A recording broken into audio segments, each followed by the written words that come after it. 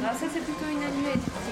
Ils sont passés presque directement des compositions de la Saint-Valentin au plan de légumes du potager, sans s'arrêter à la case des pensées de printemps ou des tulipes de Pâques. Dans le secteur agricole, les horticulteurs sont les grands perdants du confinement.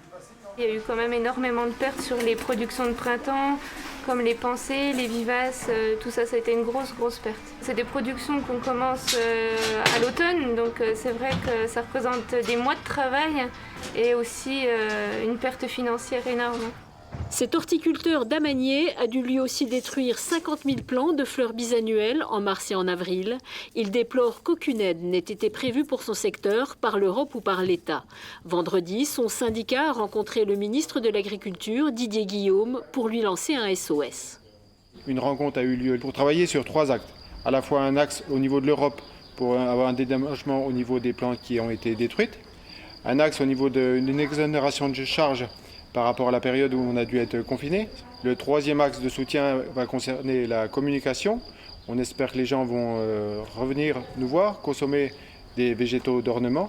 Et là, on compte sur le gouvernement pour assurer la promotion de nos produits. Des produits régionaux, certifiés éco-responsables. Depuis lundi, c'est ce que viennent de nouveau chercher les habitués dans les serres de cet horticulteur.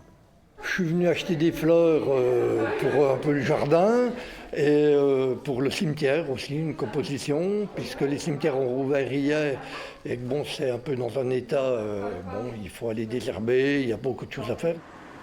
Je suis fleuriste à Besançon, donc je viens m'approvisionner régulièrement chez Simon Courbet, parce que production locale, on utilise beaucoup de fleurs de la région, le plus que possible. Pour compenser leurs 70% de pertes de ces 2 derniers mois, les horticulteurs de Bourgogne-Franche-Comté espèrent que les collectivités et les paysagistes se fourniront eux aussi chez eux, plutôt que chez leurs concurrents belges ou hollandais.